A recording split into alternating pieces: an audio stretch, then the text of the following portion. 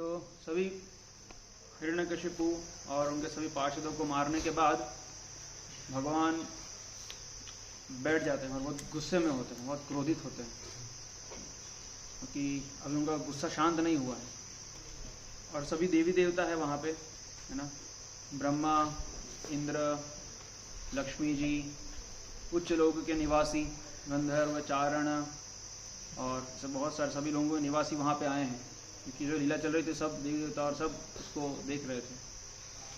तो जब भगवान सबको मार देते हैं और बैठे रहते तो सब सोचते हैं अभी इनको शांत कैसे करें भगवान। और इनके पहले प्रहलाद महाराज की प्रार्थनाओं के पहले सभी देवी देवता प्रार्थना अर्पण करते हैं। ब्रह्मा जी अर्पण करते हैं, इंद्र और अलग अलग सिद्ध, चारण, किन्नर, लक्ष्मी जी सब प्रार्थनाएं करते हैं भगवान को। लेकिन नरसिंहदेव का क्रोध शांत नहीं होता है किसी से भी। तो सब सोच रहे हैं अभी कैसे शांत करें भगवान को। तो लक्ष्मी जी से भी शांत नहीं होता है। पहले लक्ष्मी जी को बोलती है, सब देवी देवता बोलते हैं, ब्रह्मा जी बोलते हैं कि आप जाइए, आप तो उनकी पत्नी हैं। तो लक्ष्मी जी बोलते हैं कि इतना भयंकर रूप तो मैंने भी नहीं देखा अपने पति का, तो वो भी डरती है जाने से। तो फिर 5 साल के बालक प्रहलाद महाराज को ब्रह्मा जी बोलते हैं कि आप जाइए, आप उनको जाकर के शांत कीजिए। तो प्रहलाद महाराज बिना डरे चले जाते हैं और उनके पास जाते हैं और फिर नरसिंहदेव उनको देखते हैं और अपने हाथ बड़े बड़े पंजे प्रहलाद महाराज के सिर पर रखते हैं ऐसे। और जैसे ही उनके सिर पर रखते हैं तो उनको ब्रह्म ज्ञान प्रकाशित होता है और फिर वो ये सारी प्रार्थनाएं अर्पण करते हैं, जिससे नरसिंह भगवान शांत हो जाते हैं। तो उन प्रार्थनाओं में से हम कुछ चर्चा करेंगे। श्री प्रहलाद उवाच ब्रह्मादय सुरगणा मुनयोथ सिद्धाः सत्वैकातन गतयो वचसां प्रवाहैः नाराधितुं पुरुगणैर् अधुनापि पिप्रु किं तोष्टुम अर्हति समय हरिर उग्र जाते। क्या बोल रहे हैं? Prahlad Maharaj prayed, how is it possible for me who have been born in a family of asuras to offer suitable prayers to satisfy the supreme personality of Godhead? Even until now, all the demigods headed by Lord Brahma and all the saintly persons could not satisfy the Lord by streams of excellent words. Although such persons are very, very qualified, being in the mode of goodness, then what is to be said of me? I am not at all qualified. वो बोलते हैं कि मेरे लिए कैसे संभव है कि मैं तो एक असुरों के परिवार में जन्म लिया हूँ कि मैं आपको कुछ अच्छी प्रार्थना अर्पण कर सकूं, आपको संतुष्ट कर सकूं। अभी तक ये महान महान देवता ब्रह्मा जी भी और ये सभी जो साधु पुरुष है वो आपको संतुष्ट नहीं कर पाए हैं। उनके उच्च इतने अच्छे उत्तम श्लोकों से भी आपको संतुष्ट नहीं कर पाए हैं ना। हालांकि वो बहुत ही योग्य है, सत्वगुण में स्थित है, तो मेरा क्या कहना, मैं तो जरा भी योग्य नहीं। तो सबसे पहले प्रहलाद महाराज जाते हैं और अपनी अयोग्यता का वर्णन करते हैं, है ना। इससे क्या आता है? विनम्रता आती है ना? कोई भी सेवा करते वक्त भी इससे हम सीख सकते हैं कि हम कोई भी सेवा करते वक्त हमें हमेशा सोचना चाहिए कि हम ये सेवा करने के लिए योग्य नहीं हैं। अगर उसका विपरीत सोचेंगे कि नहीं मैं तो एकदम योग्य हूँ, कर सकता हूँ मैं, तो मेरे में वो शक्ति है कि मैं कर सकता हूँ, मेरे अपने आप में वो शक्ति है कि मैं कर सकता हूँ, तो वो अहंकार हो जाएगा। लेकिन आप प्रहलाद महाराज सबसे पहले सबमिट कर रहे हैं अपने आप को, ह्यूमिलिटी, कि मेरे में तो योग्यता नहीं है, मेरी पोजीशन ये है, मैं तो कितना नीच हूँ, तुच्छ हूँ, और मैं तो एक असुर के घर में मेरा जन्म हुआ है, और ये लोग तो इतने महान महान देवी देवता है, तो ये लोग अगर आपको संतुष्ट नहीं कर पाए तो मैं तो आपको कैसे संतुष्ट कर पाऊंगा। तो प्रभुपाद तात्पर्य में एक लाइन लिखते हैं कि unless one is meek and humble to make progress in spiritual life is very difficult. जब तक कोई विनम्र नहीं है तो आध्यात्मिक जीवन में प्रगति करना बहुत कठिन है। जिस तरह महाप्रभु कहते हैं, तृणादपि सुनीचेन तरोरपि सहिष्णुना अमानिना मानदेन कीर्तनीय सदा हरि, कि हमें घास के तिनके से भी ज्यादा विनम्र बनना है, तृणादपि सुनीचेन, ब्रह्मचारी गुरुकुले वसान दांतो गुरोहितम आचरण दासवन नीचो, नीच अपने आप को बहुत ही नीच मानते हुए, मिनियल सर्वेंट, गुरु का मिनियल सर्वेंट मानते हुए हमें आजीवन गुरु की और भगवान की सेवा करना है। तो ये नीच मतलब कैसा नीच? तृणादपि सुनीचेन, कि एक घास से भी अधिक नीच मानना। जैसे एक घास होता है तो चाहे कोई राजा हो या कोई भिखारी हो, कोई भी परवाह नहीं करता है, घास पे से चल के चले जाते हैं, उसको परवाह नहीं करते हैं, उसको कुचल के चले जाएंगे, कोई केयर नहीं करेंगे उसकी। तो घास को रिस्पेक्ट की आशा नहीं रखेगा। और इसी प्रकार से पेड़ वृक्ष का उदाहरण दिया है कि वृक्ष को कोई कितना ही प्रताड़ना दे, सर्दी हो गर्मी हो, उसको टॉलरेट करना पड़ता है। तो ऐसे एग्जाम्पल देकर के चैतन्य महाप्रभु को सिखा रहे हैं कि हमें ऐसा बनना है। बोलना आसान है, ये बहुत बोलना तो आसान है बहुत, लेकिन इसको प्रैक्टिकली अप्लाई करना एक लाइफ टाइम है, लग जाएगा उसको परफेक्शन लाते लाते। तो ऐसे प्रैक्टिस करते रहना है इस चीज़ को, बार बार स्मरण करते करते करते करते कि तृणादपि सुनीचेन, अपने आप को हम्बल रखना। और तब जब तक हम ये नहीं है तो आध्यात्मिक जीवन में प्रगति करना बहुत कठिन है, क्योंकि कीर्तन ये सदा हरि, हमेशा अगर भगवान की भक्ति में टिके रहना है तो उसके लिए आवश्यकता है कि हम भक्तों के संग में रहें। भक्तों के संग में रहेंगे आजीवन तो हम आजीवन भगवान की भक्ति कर पाएंगे। और भक्तों के संग में रहने के लिए ये गुण बहुत ज़रूरी है, विनम्रता, क्योंकि आपस में बहुत सारे ईगो क्लैशेस होंगे और अगर हमारे अंदर विनम्रता नहीं है तो काफ़ी बार हम देखते हैं फिर अहंकारवश या तो भक्तों का संग छोड़ के चले जाते हैं या तो भक्ति छोड़ के चले जाते हैं, है ना। तो इसलिए ये गुण बहुत ज़रूरी है। सबसे पहले हमारी स्थिति, और हमारी स्थिति को याद रखने के लिए हमें हमेशा खुद के दुर्गुणों के बारे में सोचते रहना चाहिए। हमेशा तो नहीं, लेकिन पता होना चाहिए हमारे अंदर क्या क्या दुर्गुण है। दूसरों के दुर्गुण देखने में हम बहुत एक्सपर्ट होते हैं, लेकिन खुद के दुर्गुण हमें पता होने चाहिए। मेरे में क्या क्या दुर्गुण है, क्या क्या मैं कैसे नीच हूँ, ये पता होना चाहिए। और थियोरेटिकली नहीं, जैसे भक्तिविनोद ठाकुर प्रार्थना है, उनकी प्रार्थना में कितनी बार हम देखते हैं कि वो खुद की स्थिति बता रहे हैं।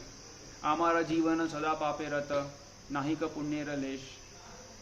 तो हम सोचते हैं हमारा जीवन तो एकदम पुण्यशाली है, कहाँ से मैं पाप कर रहा हूँ, तो पाप कर ही नहीं रहा हूँ, मतलब तो वचन ले लिया 4 नियम पालन करने का। तो खुद के दुर्गुण पता होना चाहिए, तो भी तो हम खुद को समझ पाएंगे मैं कितना नीच हूँ। तो जब कोई आपकी प्रशंसा भी करेगा तो उस समय तुरंत आपको पता होना चाहिए कि नहीं, ये मैं क्या हूँ, मैं जो भी अभी तक जो बना हूँ मेरे गुरुजनों की कृपा से है, मेरे गुरु की कृपा से है, भगवान की कृपा से है। तो मेरी वास्तविक स्थिति तो मेरी ऐसी है, मैं तो इस कीचड़ से आया हूँ, ऐसा हूँ मैं। वो तो मेरे गुरुजनों ने कृपा करके मुझे थोड़ा बहुत ऊपर उठाया है, और जो भी मैं प्रस्तुत कर पा रहा हूँ वो मेरे गुरुजनों की वजह से है। तो आपको कभी अहंकार नहीं आएगा। आप कोई भी सेवा करेंगे, चाहे वो बहुत ही अच्छी हो या अच्छी नहीं हो, मतलब जैसा भी आप कर पाए, कभी आपको खुद की सेवा का अहंकार नहीं आएगा। तो सबसे पहले प्रहलाद महाराज अपनी स्थिति का ऐसे व्यक्त करते हैं। फिर आगे वो कहते हैं, मन्ये धनाभिजन रूप तप श्रुतौजस तेज प्रभाव बल पौरुष बुद्धि योगा नाराधनया ही भवन्ति परस्य पुंसो भक्त्या ततोष भगवान गजयूथपाय। क्या बोल रहे हैं? One may possess wealth an aristocratic family, beauty, austerity, education, sensory expertise, lustre, influence, physical strength, diligence, intelligence and mystic yogic power. But I think that even by all these qualifications one cannot satisfy the Supreme Personality of Godhead. However, one can satisfy the Lord simply by devotional service. Gajendra did this and thus the Lord was satisfied with him. तो अभी फिर प्रहलाद महाराज बता रहे हैं कि किसी के पास ये सब ऐश्वर्य हो सकते हैं, क्या क्या? या तो बहुत धनी हो सकता है, या बहुत उच्च कुल में उसका जन्म हो सकता है, बहुत सुंदर हो सकता है, तपस्वी हो सकता है, और बहुत दक्ष हो सकता है किसी चीज में, बहुत प्रभावशाली हो सकता है, बहुत शक्तिशाली हो सकता है, बुद्धिमान हो सकता है, या योगिक शक्ति हो सकती है। लेकिन इन सब के बाद भी ये सब योग्यताएं भी अगर वो भगवान की सेवा में नियोजित नहीं है तो उससे भगवान संतुष्ट नहीं होते हैं। मान लीजिए कोई बहुत ज्ञानी है लेकिन भगवान का भक्त नहीं है, उससे भगवान संतुष्ट नहीं होंगे। कोई बहुत तपस्वी है, बहुत तपस्या कर रहा है, बहुत सारे लोग तपस्या करते हैं ना, जैसे मायावादी होते हैं, वो भक्तों से भी ज्यादा तपस्या करते हैं वो लोग, है ना। तो लेकिन भगवान की तपस्या से इतने संतुष्ट नहीं होते हैं। अगर वो तपस्या भगवान की सेवा में नियोजित नहीं है, तो भगवान की प्रसन्नता के लिए नहीं है। तो ऐसे जो जितने भी गुण हैं, लेकिन अगर वो उसमें भक्ति नहीं है, भक्त्या तु तोष भगवान, केवल भक्त्या मामा भी जानाति यावान यशास्मि तत्पथ, केवल भक्ति से ही भगवान को संतुष्ट किया जा सकता है ना। अन्यथा भगवान को संतुष्ट करने का और कोई उपाय नहीं है। फिर आगे कहते हैं, विप्राद विशद गुण युताद अरविंद नाभ पादारविंद विमुखाद स्वपचम वरिष्ठम मन्ये तदर्पित मनोवचने हितार्थ प्राणम पुनाति सकुलम न तु भूरिमानः। क्या बोल रहे हैं कि if a Brahmin has all 12 of the brahminical qualifications as they are stated in the book called Sanat Sujat, but is not a devotee and is averse to the lotus feet of the Lord, he is certainly lower than a devotee who is a dog eater but who has dedicated everything, mind, words, activities, wealth and life to the Supreme Lord. Such a devotee is better than such a Brahmana because the devotee can purify his whole family, whereas the so-called Brahmana in a position of false prestige cannot purify even himself. तो अभी हम लोग के लिए बहुत relevant है ना, कि श्लोक है ना, षट कर्म निपुणो विप्रो मंत्र तंत्र विशारदः अवैष्णव गुरुर्न स्यात् वैष्णव स्वपचो गुरु। तो इसी का वो फॉर्म है, यही सेम प्रार्थना है कि अगर एक ब्राह्मण है जिसके पास 12 के 12 गुण हैं, तो 12 गुण कौन से हैं?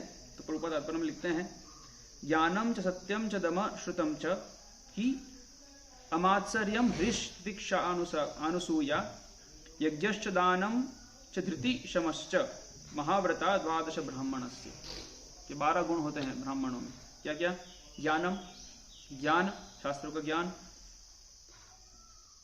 सत्यम, सत्यता, दमः, समदम, सम मतलब माइंड कंट्रोल, दम मतलब सेंस कंट्रोल, श्रुतम, अमात्सर्यम, हृष, तितिक्षा टॉलरेंस, अनसूय यानी कि नॉन एनवियसनेस, यज्ञ, दान, धृति और सम आ गया, महाव्रत द्वादश ब्राह्मणस्य। तो ये 12 गुण होते हैं ब्राह्मणों के। तो यहाँ पे प्रहलाद महाराज बोल रहे हैं कि अगर ये गुण है लेकिन वो डिवोटी नहीं है, भक्त नहीं है, तो वो उससे श्रेष्ठ नहीं है एक ऐसे स्वपच से जो ऐसे कुल में पैदा हुआ है ना, जो डॉग ईटर फैमिली में पैदा हुआ है, लेकिन जिसने अपना मन, वचन और कार्य और धन और जीवन पूरा भगवान को समर्पित कर दिया है, तो उससे वो ज्यादा बेटर है। तो ब्राह्मण है लेकिन उसको अगर अहंकार है उसके पोजीशन का, तो अगेन उसको वो क्वालिफिकेशन नहीं है भगवान को प्रसन्न करने की, चाहे वो सतोगुण में कितना भी स्थित हो, लेकिन अगर जो एसेंस है क्या है भगवान की भक्ति, भगवान के प्रति शरणागति, वो अगर नहीं है तो भगवान उनके कितने भी ब्राह्मणत्व से प्रसन्न नहीं होंगे। इसके विपरीत कोई ऐसे कुल में भी अगर पैदा हुआ है कि वो स्वपच, यहाँ जैसे स्वपच है, लेकिन केवल स्वपच नहीं, कोई किसी भी कुल में पैदा हुआ हो, कोई स्त्री हो, पुरुष हो, अमीर हो, गरीब हो, बिना किसी रिजर्वेशन के, भगवान किसी भी योनि, किसी भी शरीर को नहीं देखते हैं। भगवान केवल एक चीज देखते हैं कि उस जीव का भगवान के प्रति कितना समर्पण है, बस। जैसे हर योनि में भगवान के भक्त हमें मिलेंगे, हर उच्च लोक में, निम्न लोक में, है ना। जैसे कि पक्षी की योनि है तो गरुड़ जी है, जटायु है, ये सब है ना। फिर पशु योनि है, गजेंद्र है, और हनुमान जी है ना, और जाम्बवन, स्त्री, चाहे स्त्री हो, स्त्रियों के कितने सारे उदाहरण हैं, द्रौपदी है, गोपियां हैं, राधा रानी है, या अमीर हो जैसे कि अम्बरीश महाराज है, पांडव है, या सुदामा और कोलावच श्रीधर जैसे गरीब लोग हों, चाहे बच्चे हो, प्रहलाद महाराज है और ध्रुव महाराज है, या स्वर्ग लोक हो जैसे कि नारद मुनि है, और जैसे अभी के जो ब्रह्मा जी है ना, वो शुद्ध भक्त हैं, या निम्न लोक हो, बलि महाराज है। तो चाहे कोई भी लोक हो, कोई भी योनि हो, कोई भी स्त्री हो, पुरुष हो, बच्चा हो, भगवान केवल एक चीज ग्रहण करते हैं, क्या? भक्ति। भक्त्या तु तोष भगवान। फिर आगे प्रहलाद महाराज कहते हैं, ये सब प्रेयर सीक्वेंस में नहीं लिया मैंने, सिलेक्टेड प्रेयर्स ली हैं सारी की सारी, बहुत सारी प्रेयर्स हैं। नैवात्मन प्रभुर अयम निज लाभ पूर्णो मानम जनात अविदुष करुणो वृणीते यद्यद जनो भगवते विदधीत मानम तच्चात्मने प्रति मुखस्य यथा मुखश्री। The Supreme Lord, the Supreme Personality of Godhead is always fully satisfied in Himself. Therefore, when something is offered to Him, the offering by the Lord's mercy is for the benefit of the devotee, for the Lord does not need service from anyone. To give an example, if one's face is decorated, the reflection of one's face in a mirror is also seen to be decorated. तो ये उपमा दे रहे हैं प्रहलाद महाराज कि जब हम खुद का face decorate करते हैं मिरर में देख करके, दर्पण में देख करके, तो जो रिफ्लेक्शन है वो भी अपने आप डेकोरेट हो जाता है। तो उसी प्रकार से जब हम भगवान को संतुष्ट करते हैं तो हम भी अपने आप संतुष्ट हो जाते हैं। हमें अपने आप को संतुष्ट करने के लिए अलग से प्रयास करने की आवश्यकता नहीं है। तो ये बहुत बड़ी मिस्टेक है जो हम सब और पूरी दुनिया करती है। हम सोचते हैं कि हम संतुष्ट कैसे होंगे, खुद को संतुष्ट करके हम संतुष्ट होंगे, खुद की इंद्रिय तृप्ति करके हम संतुष्ट होंगे, लेकिन यही हम मिस्टेक करते हैं। संतुष्टि का फॉर्मूला ये नहीं है, टेक्निक संतुष्टि की जो टेक्निक है वो ये नहीं है। संतुष्ट, कोई जीव संतुष्ट कैसे होता है? यस्मिन तुष्टे जगत तुष्ट। भागवतम में एक श्लोक आता है, यथा तरोर मूल निषेचनेन तृप्यन्ति तत्स्कंध भुजोपशाखा प्राणोपहारा च यथेन्द्रियाणाम तथैव सर्वार्णम अच्युतेच्य।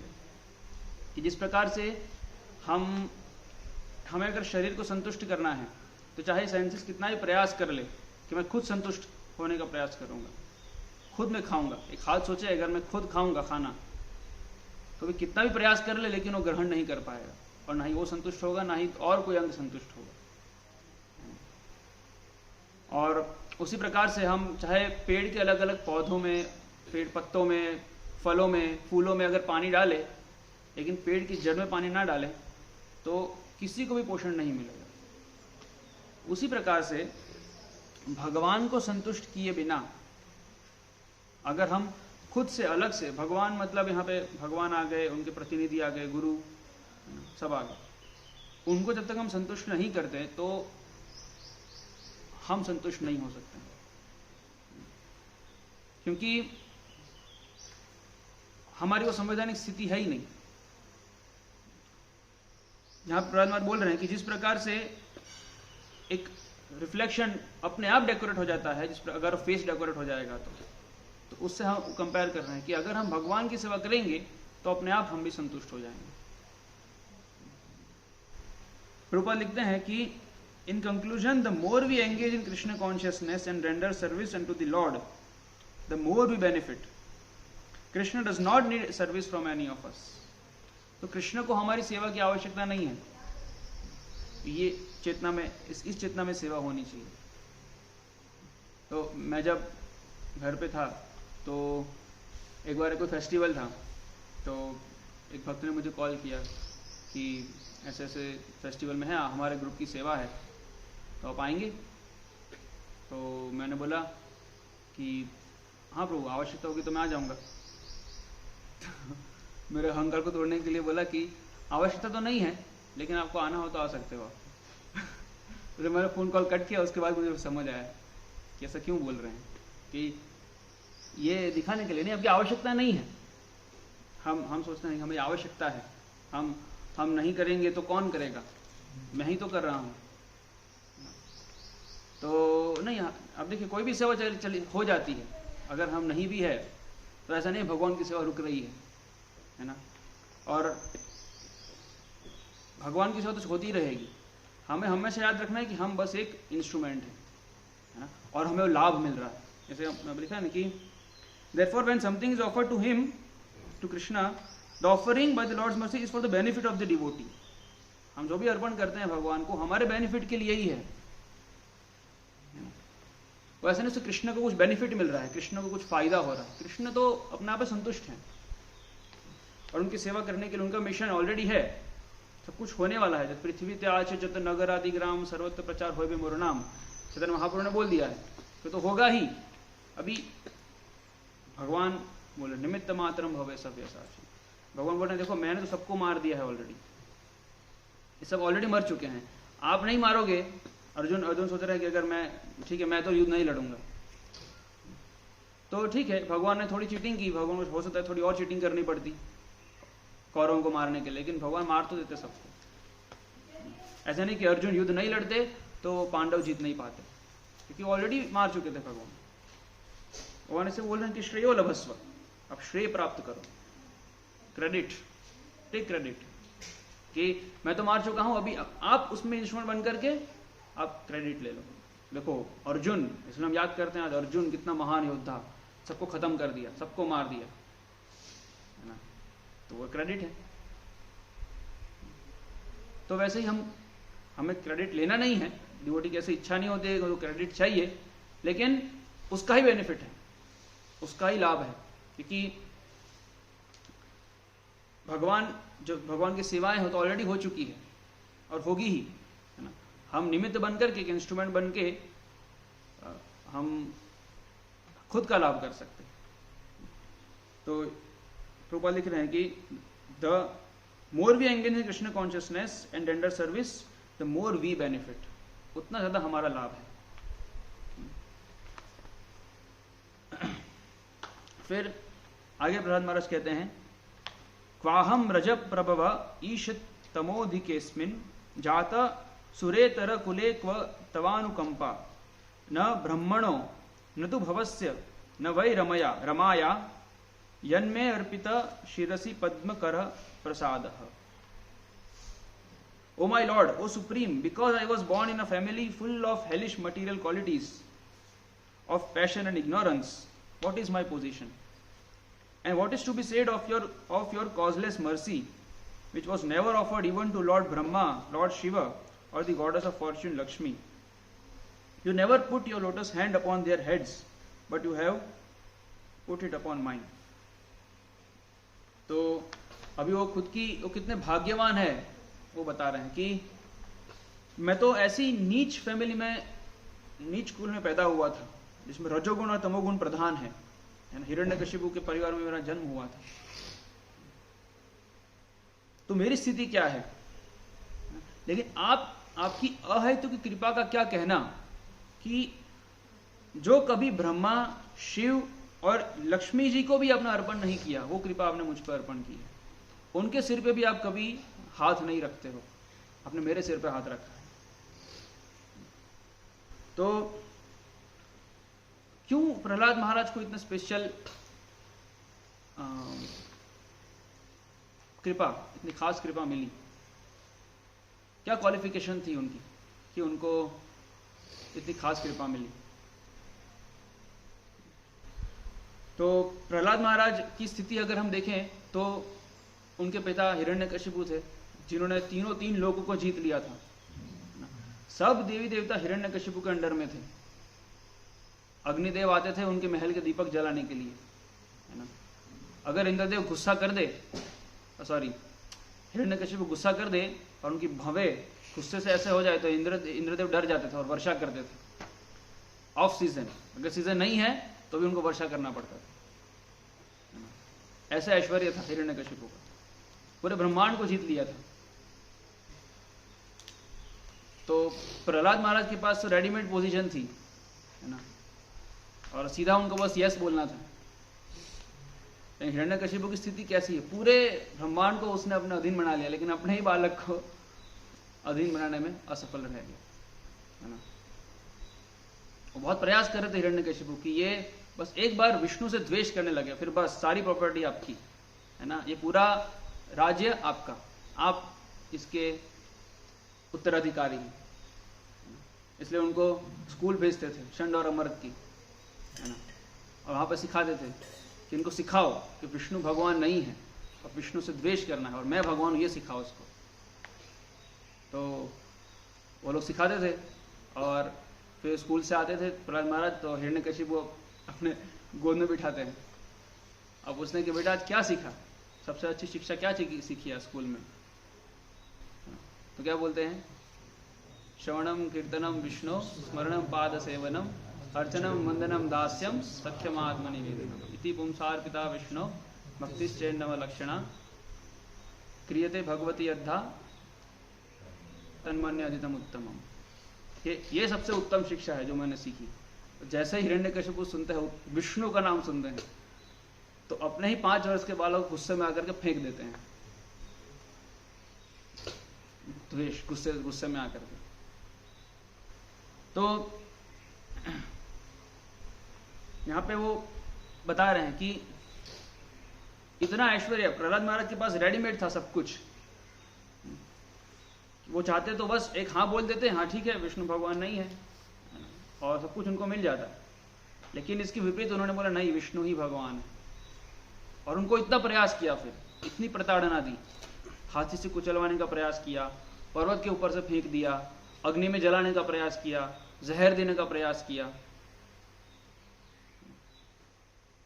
तो इतने अलग अलग प्रकार से हमको मारने का प्रयास किया, इतनी प्रताड़नाएं दी, इतने कष्ट झेला प्रहलाद महाराज ने, इतना कष्ट झेला। तो उनको कष्ट झेलने की जरा भी आवश्यकता नहीं थी, अगर वो बस हाँ बोल देते तो कुछ कष्ट नहीं झेलना पड़ता। लेकिन बार बार प्रयास करने के बाद भी वो मर नहीं रहे। हिरण्यकशिपु शौक हो जाते हैं कि आपकी शक्ति कहाँ से आ रही है, आपकी शक्ति कहाँ से आ रही है। तो प्रहलाद महाराज बोलते हैं कि आपकी शक्ति जहां से आ रही है, मेरी शक्ति वहीं से आ रही है कि विष्णु सभी शक्तियों का स्रोत है। तो इतने कष्ट झेलने के बाद भी वो मानते नहीं है प्रहलाद महाराज। तो ये कारण है कि भगवान देखते हैं कि ये मेरे लिए कितना कष्ट उठा रहा है प्रहलाद महाराज। उनके पास पूरा पिता इतना कंफर्ट था, सुखमय जीवन था, लेकिन उन्होंने उसको अस्वीकार करके कष्ट स्वीकार किया। तो ये कृष्ण ने रिकॉग्नाइज किया। कृष्ण ये देखते हैं कि उनके भक्त उनके लिए कितना कष्ट उठा रहे हैं, उनकी सेवा के लिए, उनको प्रसन्न करने के लिए। प्रभुपाद कहते हैं एक तात्पर्य में, easy going life and Krishna consciousness don't go well together. ये कभी साथ साथ नहीं चल सकते। क्या आप सोचे कि इजी गोइंग लाइफ भी हो, सुखमय कंफर्टेबल जीवन हो, और कृष्ण कॉन्शियसनेस भक्ति दोनों साथ साथ चले, बस संभव नहीं। हाँ, अगर भगवान की कृपा से कभी अगर कंफर्ट मिल गया तो ठीक है, लेकिन भक्त कभी भी उससे आसक्त नहीं होते हैं, क्योंकि भगवान को संतुष्ट करने के लिए तो जैसे श्रील प्रभुपाद है, वो कितना कष्ट लिया उन्होंने। दिल्ली में जब थे तो कितना एक टाइम बस प्रसाद लेते थे श्रील प्रभुपाद, और लक्ष्मी बचा करके वो प्रिंटिंग करवाते थे, back to Godhead magazines print करते थे, और जाकर खुद लिखते थे और फिर प्रचार करते थे, डिस्ट्रीब्यूट करते थे। प्रभुपाद एक जगह बोलते हैं कि मैंने इतना कष्ट लिया है, मैं आपको बता भी नहीं सकता हूं। तो एक इजी गोइंग लाइफ और कृष्ण कॉन्शियसनेस साथ साथ नहीं चल सकते, और भगवान वो रिकॉग्नाइज करते हैं। भगवान हमारे अंदर कितना प्रेम है, कितना डेडिकेशन है भगवान के लिए, वो भगवान देखते हैं। जैसे कि अगर हम भगवान के सामने जाएं तो भगवान हमसे कितने प्रसन्न होंगे। भगवान हमसे कितने, भगवान ओके है, ठीक है, यार ओके, लेकिन अगर हमारे बदले श्रील प्रभुपाद जाए भगवान के सामने तो भगवान को कितनी प्रसन्नता होगी, है ना। भगवान ऐसे सेवक चाहते जिन्होंने अपना पूरा जीवन सब कुछ दे दिया है। जैसे कि अगर कोई व्यक्ति है, हम पूरा, अगर मान लीजिए कोई व्यक्ति पूरा उनके कपड़े से बदबू आ रही है और बहुत गंदा है, तो वो मंत्री के सामने जाएगा तो क्या प्रधानमंत्री अच्छा लगेगा उनको रिसीव करने में? जरा भी अच्छा नहीं लगेगा मिलने में, है ना। वैसे ही हमारे अंदर जो काम, क्रोध, लोभ, ये सब अनर्थ है, ये सब बहुत एक गंदगी है। और हम भगवान के सामने जाते हैं तो भगवान वो नहीं देखते हैं कि बाहर से हम कितने क्लीन हैं, वो तो देखते हैं, लेकिन अंदर से हम कितने गंदे हैं वो भगवान को दिख जाता है। तो जैसे हम वर्शिप करते हैं भगवान की वर्शिप, तो भगवान तो परम पवित्र है ना। परम ब्रह्म परम धाम पवित्रम परमम भगवान। तो हमारे जैसा शुद्ध व्यक्ति कैसे भगवान की सेवा कर सकते हैं? हम नहीं कर सकते। भगवान यहाँ उपस्थिति नहीं रहेंगे, वो तो श्रील प्रभुपाद है इसलिए भगवान वहां उपस्थित है। और अगर हम इस चेतना से भगवान की सेवा कर रहे हैं कि मैं प्रभुपाद का प्रतिनिधि हूं, प्रभुपाद के बदले में, गुरु के बदले में भगवान की सेवा कर रहा हूं, मुझे बोला है मैं तो योग्य नहीं हूं, भगवान तो परम पवित्र है ना, तो हम भगवान की सेवा कर सकते हैं, वरना तो हम भगवान की सेवा नहीं कर सकते। भगवान हमारी सेवा कैसे लेंगे? तो क्योंकि हम प्रभुपाद को फॉलो कर रहे हैं इसलिए भगवान बोलते ठीक है चलो आप इनको फॉलो कर रहे हो इसलिए मैं आपको स्वीकार करता हूँ। बाकी हमारे इतनी गंदगी है कि भगवान हमें स्वीकार नहीं करेंगे। तो इसलिए भक्ति सिद्धांत सरस्वती महाराज बोलते हैं ना कि आप भगवान को देखने का प्रयास मत करो, है ना। भगवान की ऐसी सेवा करो, ऐसी महती सेवा करो कि भगवान आपको देखे। तो इसलिए कष्ट तो उठाना पड़ेगा भगवान की सेवा के लिए। कष्ट से भागना का औचित्य नहीं है, वरना हम भक्ति को समझे नहीं है ठीक से। हम देखते हैं, देखो पांडवों ने कितना कष्ट उठाया, द्रौपदी ने कितना कष्ट उठाया। तो भगवान अपने भक्तों को कष्ट देकर के समझाते हैं कि भक्ति मतलब ऐसा नहीं बस सब सुख, केवल सुखमय होगा सब कुछ। तो इसलिए क्योंकि प्रहलाद महाराज इतना कष्ट उठाया है इसलिए उन पर स्पेशल कृपा कर रहे हैं भगवान, उन पर हाथ रख करके। फिर आगे प्रहलाद महाराज कहते हैं, बालस्य नेह शरणम पितरौ नृसिंह नारदस्य चागदम उदन्वति मज्जतौ नौ तत्तस्य तत्प्रतिविधिर य इहांजशास्तास शेष्टास तावद विभोत अनुभृताम त्वद उपेक्षितानाम। My Lord Nrsimhadev, O Supreme, because of a bodily conception of life, embodied souls neglected and not cared for by you cannot do anything for their betterment. Whatever remedies they accept, although perhaps temporarily beneficial, are certainly impermanent. For example, a father and mother cannot protect their child. A physician and medicine cannot relieve a suffering patient, and a boat on the ocean cannot protect a drowning man. और प्रहलाद महाराज बता रहे हैं कि जब तक अगर भगवान जिसकी उपेक्षा करते हैं, तत् उपेक्षिता नाम, भगवान ने जिनकी उपेक्षा कर दी, neglected and not cared for, भगवान अगर किसी की परवाह नहीं कर रहे तो फिर वो अपने आप को बचाने के अगर कोई भी प्रयास हो उसमें सफल नहीं रहेंगे। तो बोल रहे हैं कि whatever remedies they accept, तो हमारी प्रॉब्लम्स होती हैं अलग अलग, उसको अगर हम सॉल्व करने का प्रयास करें, वॉट एवर उसके लिए कुछ रेमेडी अगर हम प्रयास करेंगे, ऑल्दो परहैप्स टेम्पररीली बेनिफिशियल, उससे टेम्पररीली कुछ बेनिफिशियल हो, आर सर्टेनली इम्परमानेंट, लेकिन वो हमें हमेशा हमेशा के लिए मदद नहीं करने वाला। तो वो उदाहरण देते कि जैसे ही, क्योंकि अगर ऐसा होता कि केवल हमारे प्रयास से हम बच जाते या हमारे प्रॉब्लम्स सॉल्व हो जाते, तो एक माता पिता के होते हुए भी पुत्र की मृत्यु नहीं होती, एक एक्सपर्ट फिजिशियन है और मेडिसिन के होते हुए भी किसी की मृत्यु नहीं होती, और अगर कोई नाविक अच्छा नाविक है और वो समुद्र में नाव चला रहा है तो नाविक के होते हुए तो फिर किसी की मृत्यु नहीं होती, लेकिन फिर भी ऐसा होता है माता पिता के होते हुए पुत्र की मृत्यु होती है। तो हम समझते हैं कि माता पिता, पत्नी, बच्चे, ये हमारी फैमिली, हमारे रिलेटिव्स, हमारा सोसाइटी, ये हमारी रक्षा करेगा। जैसे दूसरे स्कंद में आता है ना, देहापत्य कलात्रादेशु आत्मसैन्येषु असत्स्वपि तेषां ब्रह्मत्व निधनम पश्यन् अपि न पश्यति। तो देह अपत्य यानी कि रिलेटिव्स, देहापत्य, कलत्र यानी कि पत्नी आदि, ये सब, तो ये सब जनरली कोई भी व्यक्ति इन्हीं सबको अपना प्रोटेक्शन समझता है। अगर हमें अभी कुछ मुसीबत आ गई है, जनरली लोगों के मन में से क्या, कुछ अचानक से कुछ मुसीबत आ गई तो ओ माँ, है ना, ऐसा कुछ मन से मुंह से निकलता है ना। और हम खुद को एनालाइज कर सकते हैं, जब मुसीबत आ रही है या हम बहुत बीमार है या बहुत बड़े कष्ट में हैं, तो उस समय हमारा मन किसकी शरण ले रहा है, प्रोमिनेंटली किसको हम याद कर रहे हैं। क्या वो माता पिता है ना। जनरली जो व्यक्ति फैमिली से सराउंडेड है तो उनको यही सब याद आएंगे जनरली, है ना। माता पिता याद आएंगे, अपनी पत्नी या पत्नी है तो पति, अपने बच्चे याद आएंगे, या अपने पिता से तो ये सब याद आएगा उसको, अपने मित्र याद आएंगे। लेकिन ये सब के होने के बावजूद भी असत सैन्य, ये सब असत सैन्य है, ये लोग खुद को नहीं बचा सकते हैं, तो हमें क्या बचाएंगे, है ना।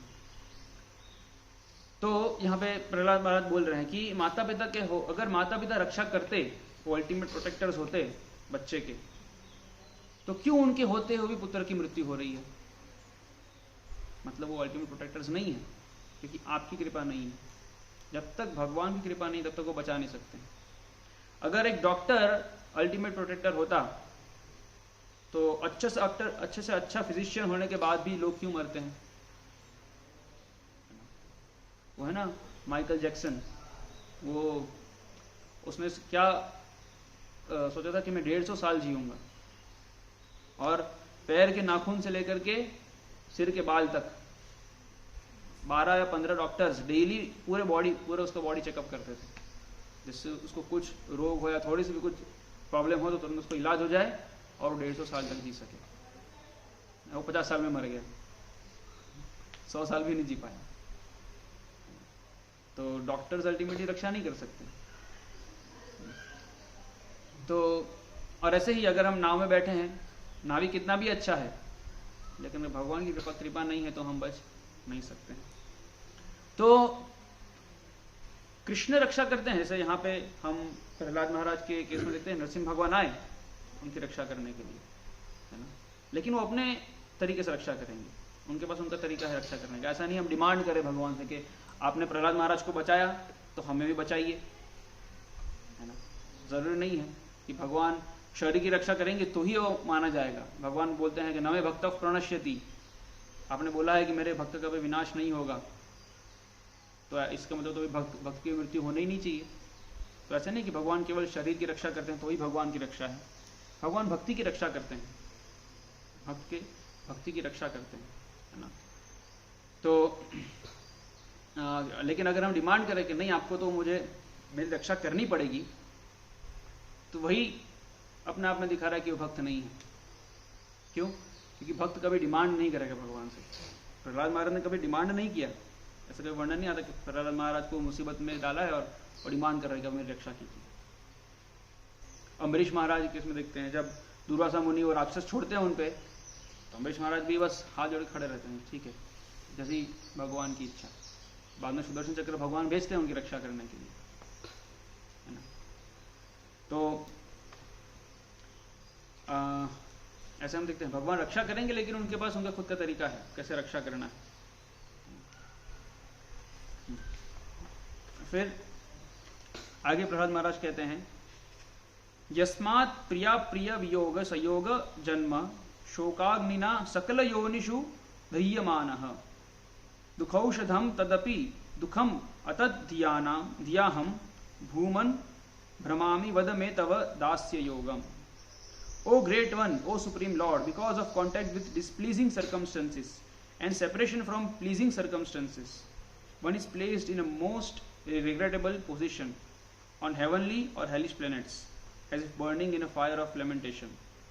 Although there are many remedies by which to get out of miserable life, any such remedies in the material world are more miserable than the miseries themselves. Therefore, I think that the only remedy is to engage in your service. Kindly instruct me in such service.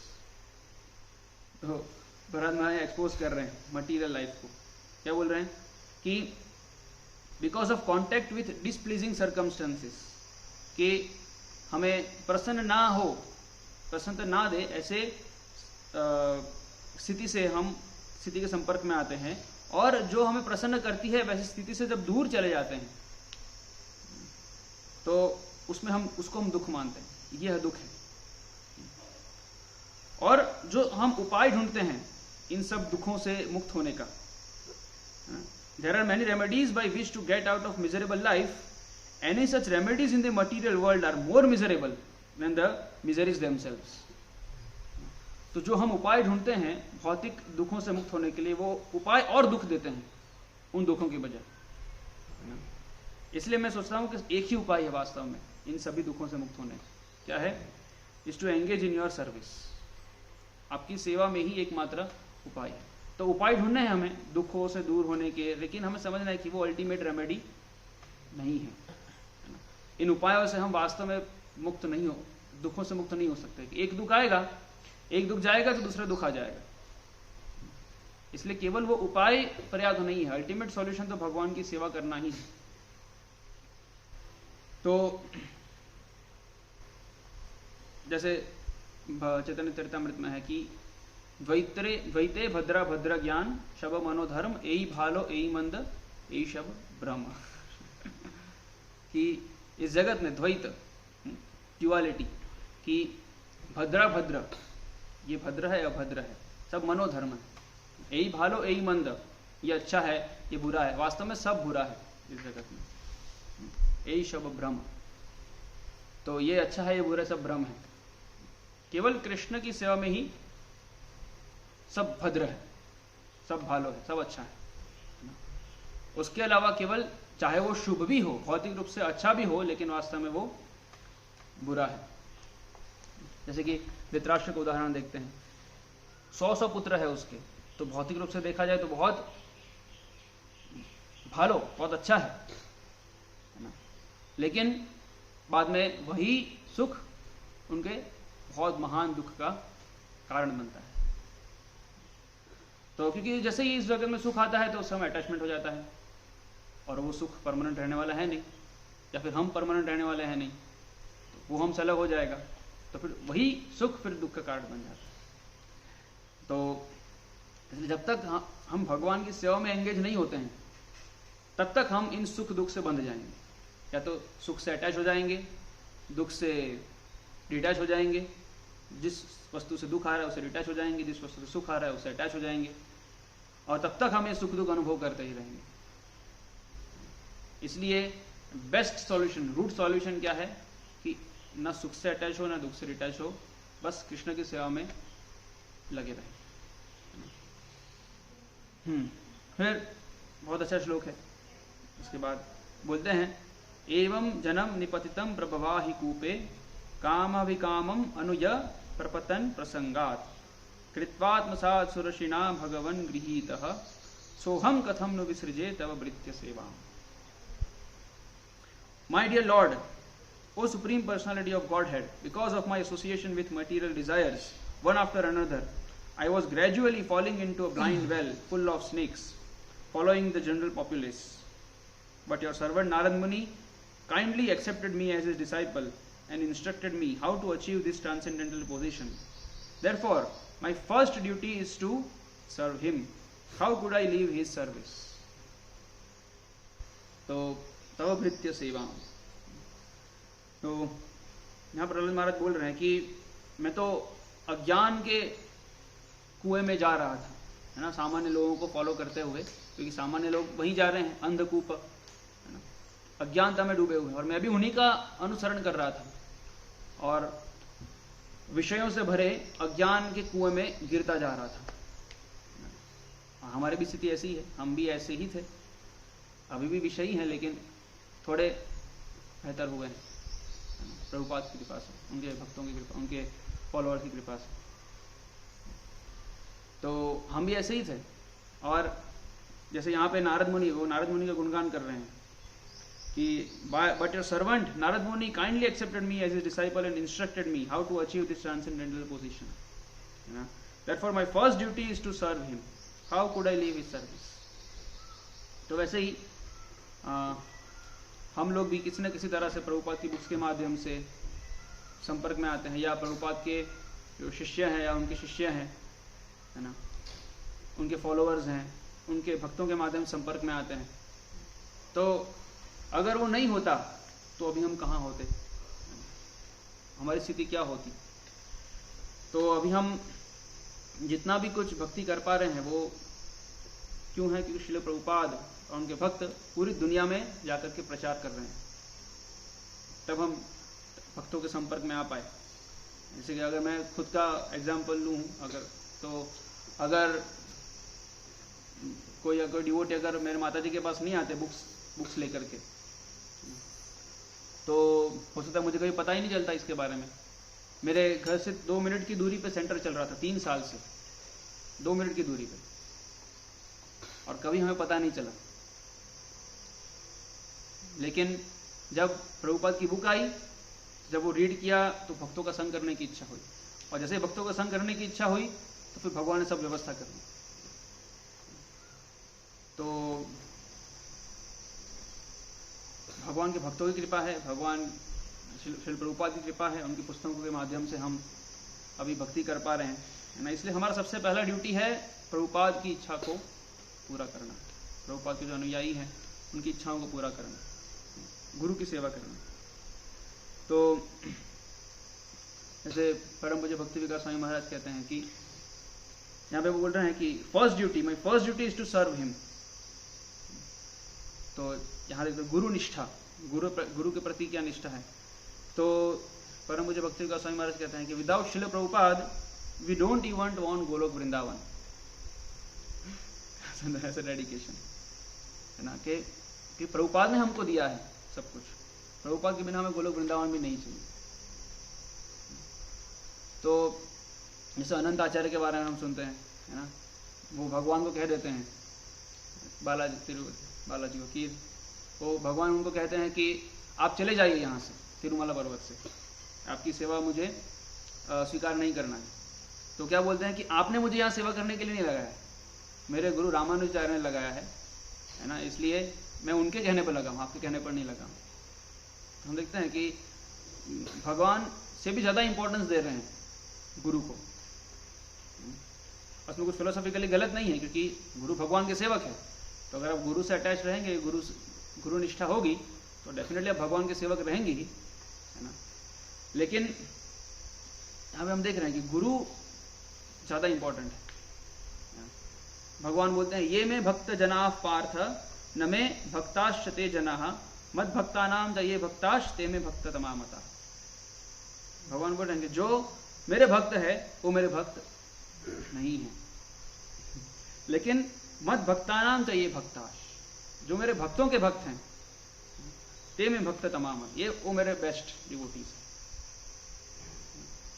Chaitanya Mahaprabhu भी कहते हैं क्या, गोपी भर्तु पद कमलयोर दास दास दास, तो दास दास दासानुदास। और अभी कुलशेखर महाराज की प्रार्थना में हम देखे थे, मद जन्मन फलमिदम मधुकैट भारे मद प्रार्थनीय मद अनुग्रह एष एव तद्वृत्य वृत्य परिचारक वृत्य वृत्य वृत्यस्य वृत्य इति माम स्मर लोकनाथ। बोलते हैं कि मेरे जीवन की सिद्धि क्या है, मेरी यही कि आपकी ये अनुग्रह क्या है कि मैं आपके दास का दास का दास का दास का दास का दास का दास, इस प्रकार से आप मुझे स्थित कीजिए। तो ये हमारी स्थिति होनी चाहिए। और विश्वनाथ चक्रवर्ती ठाकुर वो कहते हैं अपने व्यवसाय आत्मिका बुद्धि रेखे ह कुरुनंदना कि बलदेव विद्याभूषण विश्वनाथ ठाकुर, वो इस श्लोक के तात्पर्य में कहते हैं The instructions of my spiritual master to worship the personality of Godhead by chanting, remembering, serving his feet and so on are my only sadhana, my only sadhya, my only livelihood. तो साध्य भी यही है, साधना भी यही है और साध्य भी यही है। जैसे अभी हम सुन रहे थे कि अगर रामानुजाचार्य कहते हैं कि अगर हम सोचते हैं कि वैष्णवों की सेवा करने से हमें कुछ प्राप्त होने वाला है, तो वो भक्ति समझा ही नहीं। यही पूर्णता है, यही परफेक्शन है, बस इसकी क्वालिटी अभी इंप्रूव करना है।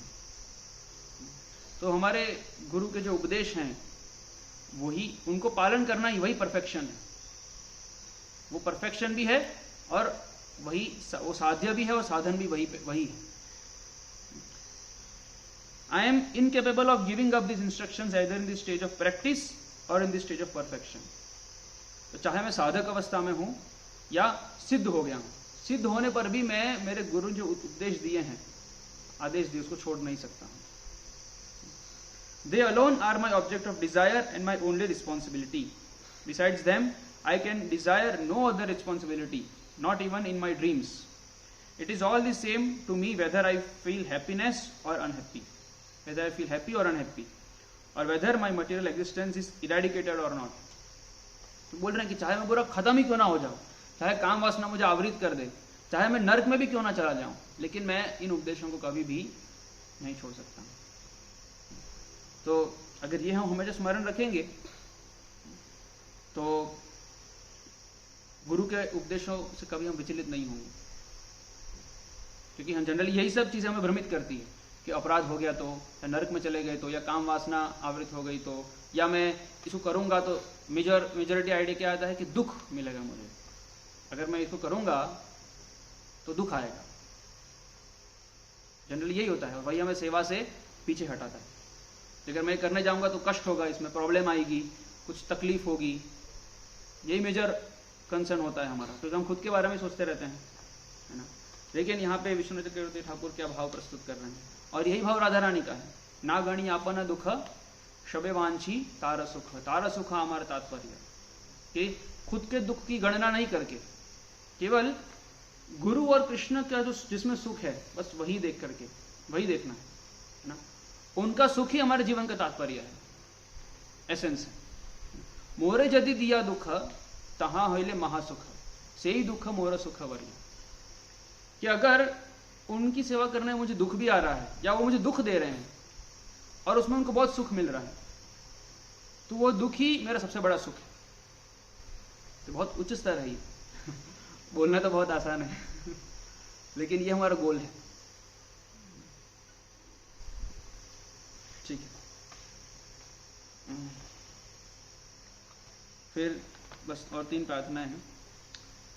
फिर प्रहलाद महाराज बोलते हैं आगे, नैवो द्विजय पर दुरत्यज वैतरण्यास त्वद्वीर्य गायन महामृतमग्न चित्तः शोचे ततो विमुख चेतस इंद्रियार्थ माया सुखाय भरम उद्वहतो विमूढ़ान।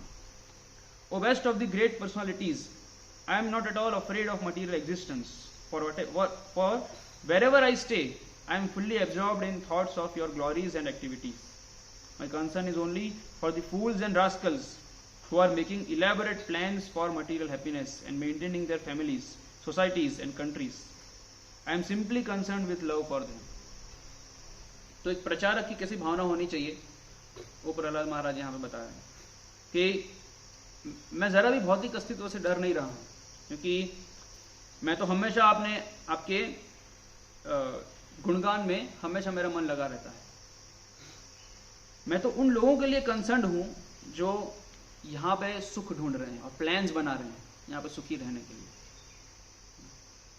तो तात्पर्य में श्रील प्रभुपाद लिखते हैं, Prahlad Maharaj was happy and unhappy simultaneously. एक ही प्रार्थना में वो सुख भी व्यक्त कर रहे हैं और दुख भी व्यक्त कर रहे हैं।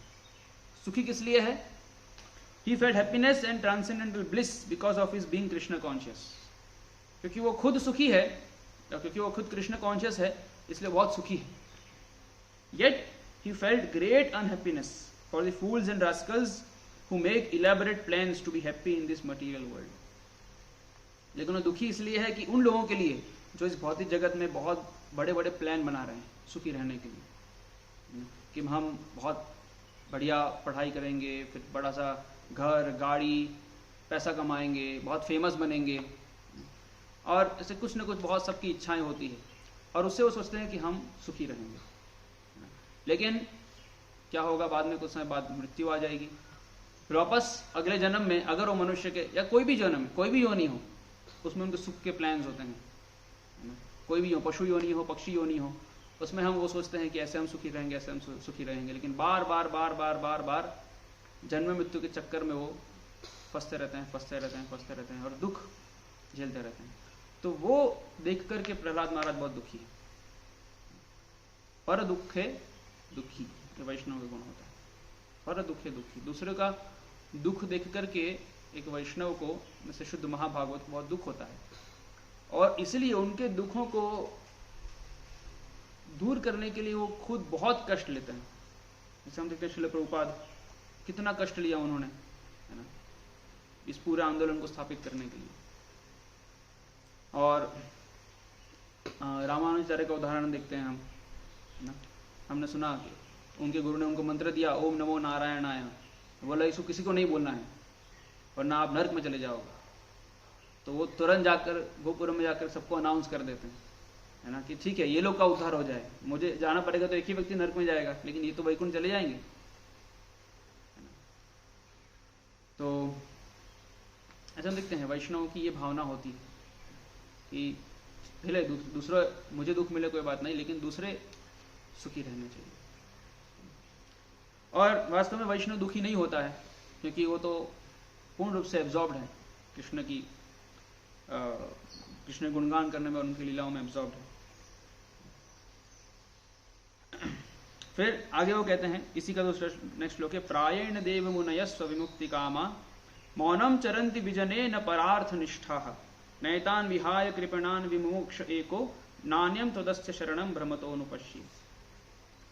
My dear Lord Nrsimhadev, I see that there are many saintly persons indeed, but they are interested only in their own deliverance, not caring for the big cities and towns. They go to the Himalayas or the forest to meditate with vows of silence, Mauna Vrata. They are not interested in delivering others. As for me, however, I do not wish to be liberated alone. Leaving aside all these poor fools and rascals, I know that without Krishna consciousness, without taking shelter of your lotus feet, one cannot be happy. Therefore, I wish to bring them back to shelter at your lotus feet. तो same theme, similar theme Prahlad Maharaj continue कर रहे हैं कि पहले बोल रहे हैं कि मैं तो बहुत दुखी हूं इन लोगों को देख करके, और इसलिए मैं मुक्त होना नहीं चाहता हूं अकेला। कि बहुत सारे साधु पुरुष होते हैं जो मौन व्रत धारण करते हैं, हिमालय पर चले जाएंगे, शांति चाहिए उनको, है ना, अकेले किसी स्थान में जाकर के खुद का बस साधना करना है ना। लेकिन प्रहलाद बोले कि मुझे ये नहीं चाहिए, मुझे ऐसी मुक्ति नहीं चाहिए कि बस मैं खुद का साधना करके मौन व्रत धारण करके तपस्या करके मैं खुद मुक्त हो जाऊं, मुझे ये नहीं चाहिए। मैं तो यहीं पे रहना चाहता हूं, सबके बीच में, टाउन्स एंड सिटीज, शहर के बीच में रह करके सबका उद्धार करना चाहता हूं। क्योंकि ये लोग बहुत दुखी हैं, क्योंकि उनको पता है जैसे कि मेरी मुक्ति तो हो ही जाएगी, है ना, क्योंकि मैं तो भगवान में एब्जॉर्ब्ड हूं, लेकिन मैं अकेला मुक्त होना नहीं चाहता हूं, सबको साथ में लेकर के चलना चाहता हूं। इसलिए मैं therefore I wish to bring them back to shelter at your lotus feet। जैसे हम देखते हैं श्रील प्रभुपाद है, श्रील प्रभुपाद आराम से वृंदावन में रह करके अपना भजन साधन कर सकते थे, है ना, वो तो कर ही रहे थे, और वो तो भगवधाम चले ही जाते। लेकिन 70 वर्ष की उम्र में जब मोस्ट ऑफ साधुज रिटायर होकर के या तो हिमालय में या किसी मंदिर में जाकर के भजन करेंगे, उस टाइम पे श्रील प्रभुपाद बाहर जा रहे हैं, है ना, वृंदावन छोड़ करके अमेरिका जा रहे हैं और इतना कष्ट ले रहे हैं। 1977 तक, ऐसा नहीं कि कुछ साल, जब तक थे तब तक, लास्ट ईयर भी वो ट्रैवल करने की बात कर रहे हैं, है ना। तो और लास्ट मोमेंट तक वो ट्रांसलेशन कर रहे हैं श्रीमद् भागवतम। प्रभुपाद बोल रहे हैं कि I want to die like Arjuna fighting in the battlefield, या आराम से वृंदावन में रह करके नहीं, मुझे अर्जुन की तरह मरना है, युद्ध लड़ते लड़ते। अगर मैं मरूंगा तो प्रचार करते करते मरना है। तो हम देखते हैं प्रीचिंग स्पिरिट कैसा, ये प्रहलाद महाराज में जो स्पिरिट है, नारद मुनि में तो स्पिरिट है, वही श्रील प्रभुपाद हमको दे रहे हैं, वही प्रीचिंग स्पिरिट दे रहे हैं, वही भाव जो है वही हमें दे रहे हैं। तो इसलिए वो बोल रहे हैं कि इसलिए मैं अकेला मुक्त होना नहीं चाहता हूँ, इसलिए भक्त प्रचार करते हैं, शहर में रह करके, बीच में रह करके, सब जगह जा करके बुक डिस्ट्रीब्यूशन और अलग अलग प्रोग्राम्स करना, फेस्टिवल्स करना, इससे बद्ध जीव आए और उनको भी हम साथ में ले जाएं, और उससे हमारा उद्धार हो ही जाएगा।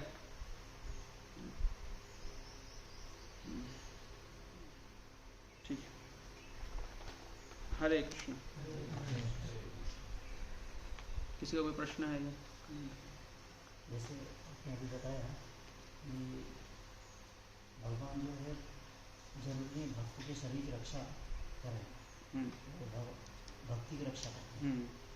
तो जैसे प्रभुपाद भागवत में अपने बहुत सारे तात्पर्य बताते हैं कि भगवान है वो भक्त के पारिवारिक जन की रक्षा करता है, अगर पारिवारिक जन अगर भक्ति में नहीं है तो फिर वो मतलब शरीर की रक्षा करता है, इसको हम कैसे समझ सकते हैं? प्रभुपाद ऐसा क्या क्या बोल रहे हैं कि वो परिवार वालों की रक्षा करते हैं, भक्त के परिवार की रक्षा करते हैं, और मेंटेन करते हैं कि रक्षा करते हैं, क्योंकि मृत्यु तो होनी ही है सबकी, तो तब भगवान रक्षा नहीं किए, ऐसा क्वेश्चन आएगा ना फिर। और ऐसा देखा जाए तो फिर वो बांग्लादेश या कहाँ हुआ था, बेंगलोर या बांग्लादेश में अटैक हुआ था, मंदिर पे, इस्कॉन मंदिर अटैक हो गया और भक्त लोग मर गए, तो फिर क्या हुआ, उसमें भगवान ने रक्षा नहीं किया। जब बहुत सारे भक्त जो मर जाते हैं, भक्त तो ऐसा नहीं कि भगवान रक्षा शरीर की नहीं करता, मेंटेन कर सकते हैं, मेंटेन भगवान सबको करते हैं, है ना, मेंटेन कर सकते हैं, लेकिन जरूर, मैं बोला जरूरी नहीं, कर सकते हैं भगवान, जैसे प्रहलाद महाराज के केस में किया, गजेंद्र के केस में किया, कर सकते हैं भगवान, लेकिन जरूरी नहीं कि वो करें, कि ऐसा नहीं कि उनकी कृपा तभी देखी जाएगी कि जब वो शरीर की रक्षा करेंगे। तो अगर भगवान ने शरीर की रक्षा नहीं की कि देखो मैं तो इतने समय से भगवान की भक्ति कर रहा हूँ और मेरे ये रिलेटिव भगवान की भक्ति कर रहे हैं और वो मर गए, मतलब भगवान की कृपा नहीं हुई, तो गलत है ना जज करना ऐसे। हो सकता है उनकी क्या गति हुई आपको क्या पता है, हो सकता है मर के वो सीधे भगवत धाम चले गए हो, वो आपने कहाँ देखा, या उनके बाद उनको अच्छी कोई गति हुई हो। भगवान वो भक्ति की रक्षा करते हैं कि जहाँ पे वो भक्त जाएगा, वो जीव जाएगा, उनको भक्ति का अवसर मिलेगा। अगर शरीर की रक्षा को ही हम केवल भगवान की कृपा मानेंगे तो फिर दूसरे प्रॉब्लम्स आएंगे, फिर उसमें समझाना पड़ेगा आपको कैसे, फिर भगवान, कोई भक्त मरना ही नहीं चाहिए ऐसे, तो फिर तो वही भगवान की कृपा है, भगवान मेंटेन करते हैं। जैसा आपने बताया कि कोई भक्त वैष्णव की सेवा कर रहा है और उसके मन में कोई इच्छा है, कुछ प्राप्त करना चाहता है, मतलब कोई भौतिक इच्छा, मैंने ऐसा बोला उसके मन में कोई इच्छा, एक इस परिप्रेक्ष्य में बोला मैंने, ये तो बोला ही नहीं। वैष्णव की क्या यही अल्टीमेट कोई ऐसा समझ, वैष्णव सेवा से कुछ अगर प्राप्त होगा और कुछ भौतिक कुछ प्राप्त होगा, हाँ, तो भक्ति को समझा नहीं, क्योंकि हाँ, मतलब वो ऐसा सोच रहा है कि अगर वैष्णव सेवा करने से मुझे और कुछ प्राप्त होने वाला है, और कुछ इसका परफेक्शन कुछ और है, यानी कि शांति है या मुक्ति है या कुछ सिद्धि है, ये मिलेगा मुझे, या कुछ भौतिक है, कुछ भी मुक्ति सिद्धि है ना, यहाँ तक कि मतलब यहाँ से निकलना, भगवत धाम भी है, मुक्ति, तो कुछ भी हो नहीं, वो गलत है। यही परफेक्शन है। वैष्णव के संग में रह करके वैष्णव की सेवा कर रहा है, वही परफेक्शन है। उसकी क्वालिटी अभी और इम्प्रूव करना है, बस। हाँ, क्वेश्चन क्या है? वैष्णव की सेवा करते हैं और कोई इच्छा हो मन में, मतलब भक्ति भी समझाएगी। हाँ, ये भी है। कौन सी इच्छा? इच्छा या उसके मन में कोई आध्यात्मिक इच्छा तो हो सकते हैं कि वो निरंतर वैष्णव की सेवा कर सके या शुद्ध भक्ति के स्तर तक पहुँचे, धीरे वैष्णव की सेवा कर। वो तो आध्यात्मिक इच्छा ही हो गया, तो उसमें नहीं थी वैष्णव सेवा में नहीं थी। हाँ, उस अंडरस्टैंडिंग में नहीं थे। वो तो इच्छा रहेगी डेफिनेटली कि मैं वैष्णव की सेवा आजीवन करता रहूँ, तो इच्छा शून्य तो नहीं बनना है डेफिनेटली। तो मुक्ति भुक्ति सिद्धि अगर ये इच्छाएं हैं तो समझा नहीं। भगवान ने जब उनको हिरण्यकशिपु को मारा, तो मारने के पश्चात जैसे बताया कि यहाँ पे मंदिर में यहाँ पे आया था, पूरी जगह यहाँ पे बैठे थे भगवान। ये एग्जैक्ट मुझे पता नहीं है क्या ऐसा है। बताऊँ। हाँ प्रभु जी बताएंगे, जब वहाँ पे जाएंगे तब बताएंगे। भागवतम में और अलग अलग जगह पे वो सुनने को भी ऐसा मिलता है कि मारने के पश्चात जो इसका हिरण्यकशिपु जो राज सिंहासन है इस पर वो विराजमान थे, तो फिर राज महाराज ने प्रार्थना की जब वो वहाँ से दूसरे स्थान पर आया। वो प्रतिबिंब भी होता है स्वर्ग की लीला है, पृथ्वी लोक पे भी होता है। ऐसे कई जगह नरसिंह भगवान प्रकट हुए, उज्जैन में भी है, सिंहाचलम में है, अहोबिलम में, यहाँ पर भगवान की लीला अलग अलग जगह रहती है। भगवान की लीला अलग अलग जगह रहती है, रिफ्लेक्शन, उस जगह का रिफ्लेक्शन।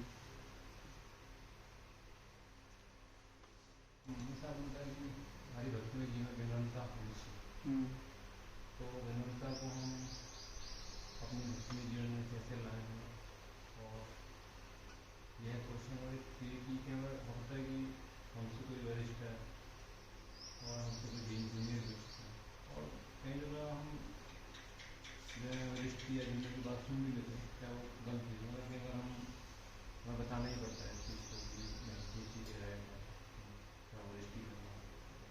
तो जूनियर केस में और या वरिष्ठ केस में हमें पता चला कि वो गलत बोल रहा है, गलत बोल रहे हैं, गलत है मतलब ठीक है। वो उनका जो बोलने का तरीका होता है कि जूनियर तरीका सही नहीं बोलने का, बोल सही रहे लेकिन तरीका गलत है। बोलने का तरीका भी गलत है थोड़ा सा, ठीक है। और कुछ होता है कि कुछ चीज़ गलती बोल रहे हैं, चाहे वो सीनियर की हो चाहे जूनियर, तो उस कंडीशन में विनम्रता को हमें पालन करना चाहिए या हम बताना भी चाहिए ये चीज़ इज राइट है ना। तो ये चीज़ दो ही पसंद है। तो पहले दूसरे प्रश्न का उत्तर देता हूँ कि क्योंकि वो तो बहुत सारे आंसर हो सकते हैं कि विनम्रता कैसे लाएं। तो बहुत सारे में एक एसेंस है कि बस आप अपने गुरु की आज्ञा को पालन करते रहिए, है ना, एज इट इज़ फॉलो करते रहिए, तो सभी गुण आ जाएंगे, अपना विनम्रता भी आएगी, ठीक है। क्योंकि उसके बहुत सारे डेफिनेशन हो सकते हैं। प्रभुपाद बोलता है ह्यूमिलिटी मीन्स के not to desire the satisfaction of being honoured by others, कि दूसरों द्वारा सम्मानित होने से जो संतोष मिलता है वो संतोष की इच्छा ना करना, यह है विनम्रता। तो सब उसकी डेफिनेशन हो सकती है अलग अलग, लेकिन एसेंस है कि बस गुरु की इच्छा को आप पूरा करता रहिए किसी भी परिस्थिति में। और दूसरा है कि सबसे पहले अगर आप बोल रहे हैं कि कोई जूनियर है या कोई सीनियर है, उनकी बात या तो गलत है या तो गलत तरीके से बोल रहे हैं, तो अगर बात गलत है तो पहले सबसे पहले कंफर्म करने का पड़ेगा कि वो बात गलत है कि नहीं है सही में, है ना। मान लीजिए आपसे सीनियर है, उनकी बात गलत है कि नहीं है, तो आपको पहले कंफर्म करना पड़ेगा और भी लोगों से, वरना हो सकता है केवल हम खुद के जजमेंट गलत भी हो सकता है कभी, तो सबसे पहले वो कंफर्म करना पड़ेगा। और दूसरा तरीका गलत हो सकता है, तो तरीका गलत हो तो हमें कुछ मैटर नहीं करना चाहिए, हमें ये देखना चाहिए कि वो सही बोल रहे हैं कि नहीं, चाहे वो जूनियर हो सीनियर हो, वो बोल सही रहे हैं ना, बस वो हमें देखना है। तो सही बोल रहे तो स्वीकार कर लो।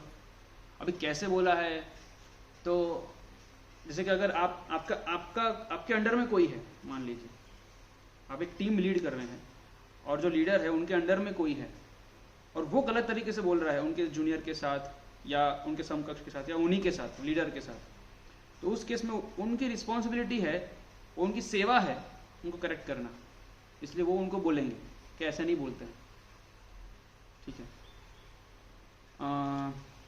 लेकिन अगर ऐसी पोजीशन नहीं है ना, आप भी एक गुड टीम मेंबर ही हैं, तो और आपका जूनियर या आप समकक्ष या आपका सीनियर आपको गलत तरीके से बोल रहा है लेकिन सही चीज़ बोल रहा है, तो हमको तो वो देखना चाहिए कि वो सही बोल रहे हैं कि नहीं।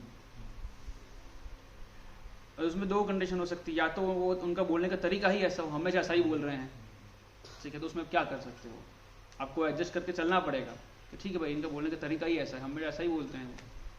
और एडजस्टमेंट हर मटीरियल लाइफ में भी होंगे। मान लीजिए आपको किसी की पत्नी है, तो स्वभाव होता है, या पति है किसी का स्वभाव होता है, किसी का बेटा ऐसा, किसी की बेटी ऐसी है कि उनको बोलने का ढंग ही ऐसा है, तो क्या करेंगे, तो वो एडजस्टमेंट होता है। ठीक है, भक्त है, कम से कम भक्ति कर रहा है, प्रभुपाद के मूवमेंट से जुड़ा हुआ है, फुल टाइम डेडिकेटेड है, वो सब गुण देख करके ये नज़रअंदाज कर दो। ठीक है, कि अगर वो स्वभाव ही ऐसा है तो और मान लीजिए कभी गलती से बोल दिया, आवेश में है, सर्कमस्टेंसेस ऐसी है, गुस्से में बोल दिया, तो उसको क्षमा कर दीजिए। ठीक है, गुस्से में है, बोल दिया। और मान लीजिए आपके साथ ही हो रहा है बार बार, या कुछ ऐसा लग रहा है कि स्पेशल कुछ कल्टीवेशन हो रहा है, कुछ द्वेष कल्टीवेट हो रहा है इसके अंदर, तो उससे बात करके क्लियर कर लीजिए, क्या हुआ, आप ऐसे क्यों बात कर रहे हैं मुझसे, या उनके सीनियर को जाके बोल दीजिए कि ऐसे ऐसे बोल रहा है मेरे साथ, या हर किसी से ऐसे बोल रहा है, तो उनके सीनियर को जाके बोल दीजिए। पॉइंट है कि सेवा डिस्टर्ब नहीं होनी चाहिए, सेवा डिस्टर्ब नहीं हो रही है तो उसको टॉलरेट कर लीजिए। तो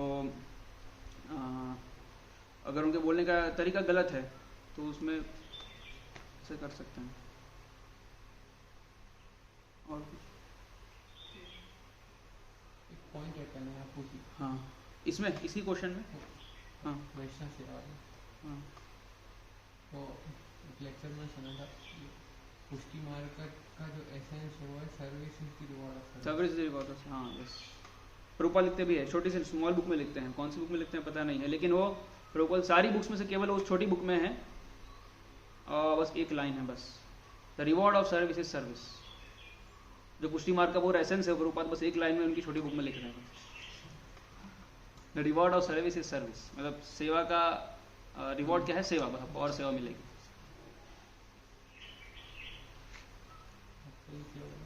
और सेवा मिल जाएगी। तो जो हम अभी आज भी सुने बाबा सुनते हैं ना, मतलब भगवान को देखने की इच्छा नहीं करनी चाहिए, ऐसा ये भक्ति जन मार्ग बता रहा है आपको कर रहे थे। तो जैसे अभी हमारा केस में देखे जाए, जैसे सर गोस्वामी है, वो जो श्रीनिवास आचार्य लिखते हैं लास्ट में, हे राधे ब्रजदेवी के हाँ तो वो देखने की इच्छा कर रहे हैं, और हम भी जैसे भगवान के दर्शन करने जाते हैं तो हम भी चाहते हैं कि हम भी दर्शन करें, तो उसको मतलब कैसे समझे, हम अपने को डायरेक्ट करेंगे, हम अब भी बता रहे हैं कि हम सामने जाए तो भगवान अपने आप को आकलन करना चाहिए, हमारे अंदर कितना द्वेष काम वासना क्या है, हम भगवान के सामने जाके खड़े हो गए तो भगवान हमको देखेंगे नहीं, तो हम इच्छा भी कर रहे देखने का, और जैसे बताया कि हम ऐसे कार्य करें जिससे भगवान हमको देखें, इच्छा नहीं करनी, दोनों को बैलेंस कर सकें। तो दोनों के अपने अपने परिप्रेक्ष्य हैं। चैतन्य महाप्रभु तो कितने बोले कि अगर मुझे भगवान के दर्शन नहीं हो रहे, मतलब मैं भगवान से प्रेम नहीं करता हूँ, क्यों, क्योंकि अगर मैं भगवान से प्रेम करता तो अभी मैं जीवित नहीं रहता भगवान को देखे बिना, मैं जीवित हूँ मतलब मैं भगवान से प्रेम नहीं करता हूँ, मतलब वो भी दर्शन करने की इच्छा कर ही रहे हैं, और वो खुद जा रहे हैं जगन्नाथपुरी दर्शन करने के लिए, वृंदावन जा रहे हैं, है ना। और तो ऐसा नहीं है कि दर्शन करना पूरा अपसिद्धांत है या गलत ही है ना, दूसरा एक्सट्रीम में नहीं ले जाना है, क्योंकि हम भगवान से प्रेम करते हैं और जिनसे हम प्रेम करते हैं उनको देखना हम चाहते हैं, और वो हमारे सामने प्रकट होंगे तो हम उदासीन नहीं हो जाएंगे, ठीक है आ गए हो ठीक है, नहीं हम तो बहुत खुश होंगे, डेफिनेटली चाहेंगे दर्शन करना, तो ये इच्छा तो होती है भक्त के अंदर, लेकिन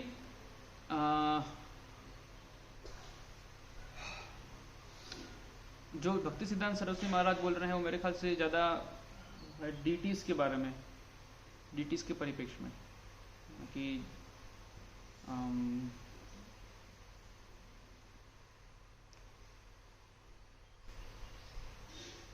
सेवा को जोड़ देने के लिए, सेवा को जोड़ देने के लिए कि दर्शन का एसेंस है सेवा। हाँ सेवा दर्शन भी करना है, सेवा भाव से करना है, कि अगर सेवा भाव नहीं है, क्योंकि बहुत सारे लोगों को तो सेवा भाव नहीं तो दर्शन करना है लेकिन सेवा भाव है नहीं, तो ऐसे तरीके से दर्शन कर भी लेंगे तो भी फायदा क्या हुआ।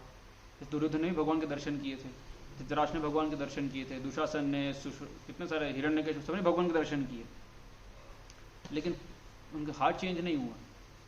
तो यहाँ पे एटीट्यूड पे ज़्यादा जोर दिया जाता है कि सर्विस एटीट्यूड से भगवान का दर्शन करना वो ज़्यादा इंपॉर्टेंट है, और सर्विस एटीट्यूड डेवलप कैसे होगा, सेवा करके डेवलप होगा। सेवा करो तो सेवा करोगे तो सर्विस एटीट्यूड डेवलप होगा, है ना। तो अपने आप फिर भगवान आपको देखेंगे, भगवान आपको देखेंगे, और भगवान उनकी इच्छा हुई तो आपके सामने प्रकट भी हो सकते हैं। तो उस एटीट्यूड से जब भगवान के दर्शन करोगे तो फायदा होगा दर्शन करने का। तो आपकी सेवा करने की इच्छा और बढ़ेगी।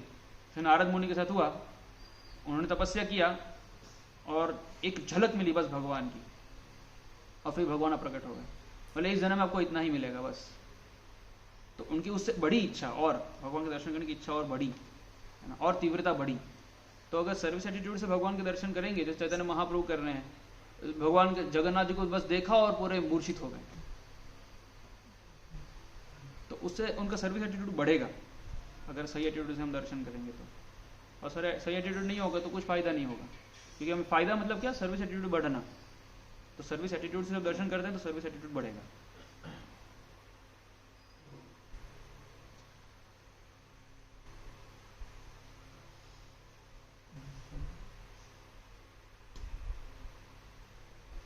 हरे कृष्ण। श्रील प्रभुपाद की जय, श्रीमद्भागवतम की जय।